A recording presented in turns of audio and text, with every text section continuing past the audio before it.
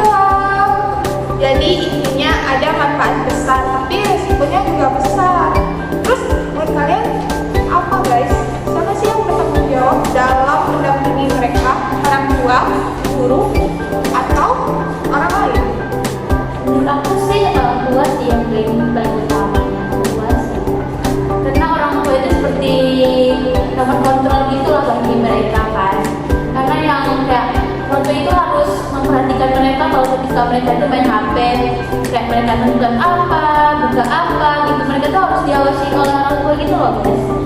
Iya kan? Iya, karena kita nggak tahu kan dia di sosial media tuh scroll apa aja kan. Mereka nanti kayak nonton yang enggak kayak gitu kan. Padahal kakak aku sebenarnya dia masih kecil, masih di bawah umur kan, jadi nggak pantas nonton itu. Aku setuju banget sama Nadia, karena literasi digital itu harus diajarin dari rumah ya kan.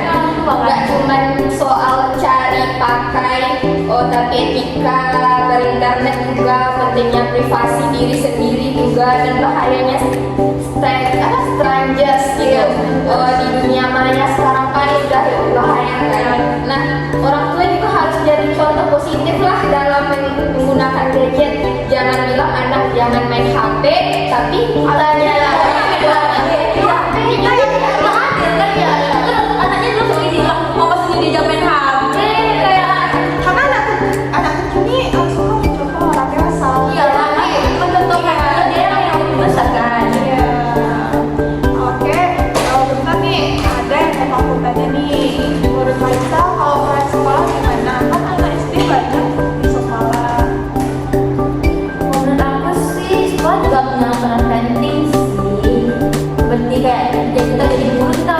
mengajarkan anak cara menggunakan aplikasi belajar yang baik, terus kita jadi guru juga bisa mengajarkan cara pakai teknologi yang aman dan positif gitu kan.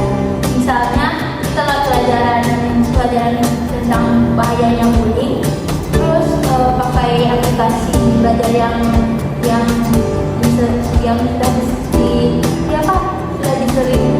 jadi saring gitu ya kan. Sekolah itu juga penting loh, penting banget, karena pengaruh itu juga lumayan bahaya tuh, kayak tentang pengawasan orang tua. yang intinya sih dari orang tua dulu, dari rumah dulu. Terus kan guru itu cuma ngajar, nggak 24 jam sama mereka jadinya. Berarti orang tua intinya di sini orang tua sangat berperan, Sangat berpengaruh perannya orang tua. Oke, next kita lanjut ke segmen ketiga, solusi praktis dan santai. Sekarang kita kasih tips buat parents dan kakak-kakak yang lagi dengerin. Apa nih tips efektif santai buat menjaga anak SD di dunia digital? Oke, ada 3 nih simpelnya. Yang pertama itu kita itu harus atur dulu gimana strategi buat anak itu nggak terlalu sering main gadget. Nah, yang kedua awasi, baru ajak berbicara secara transparansi gitu kan. Yang pertama itu atur batas waktu mereka. Contohnya kamu itu harus mainnya itu cuma 1-2 jam aja sehari di luar kebutuhan belajar. Gunakan fitur parental control atau sepakati aturan itu bersama anak gitu kan. Yang kedua itu awasi kontennya. Contohnya pastikan anak itu mengakses konten yang sesuai usianya, jangan yang di atas usianya gitu kan.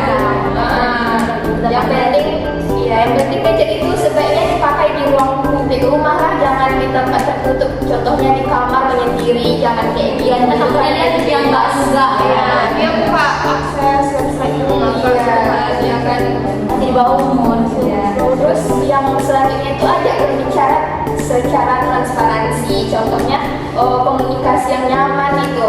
Bilang ke anak itu kalau ada hal yang aneh atau menakutkan di internet itu langsung bilang ke mama, cerita gitu kan, sebagai orang tua gitu kan, harus selalu menjaga kayak gimana lah apa yang ditontonnya supaya dia juga bisa terbuka, saling terbuka gitu kan, nggak menyendiri kan. Anak-anak sekarang kan kayak gitu, berani tontonan mereka sekarang kan ya lebih luas kan kalau udah punya gadget gitu kan. Tapi aku punya tambahan lagi nih, kita juga harus mengajak anak itu tidak harus dia bermain HP gitu. Dia harus kayak pergi keluar main sama teman, kayak melakukan aktivitas yang baik, yang lebih seru gitu, melakukan kegiatan kayak apa sih hobi dia kan bisa juga melakukan hobi dia, jadi dia nggak terlalu fokus ke HP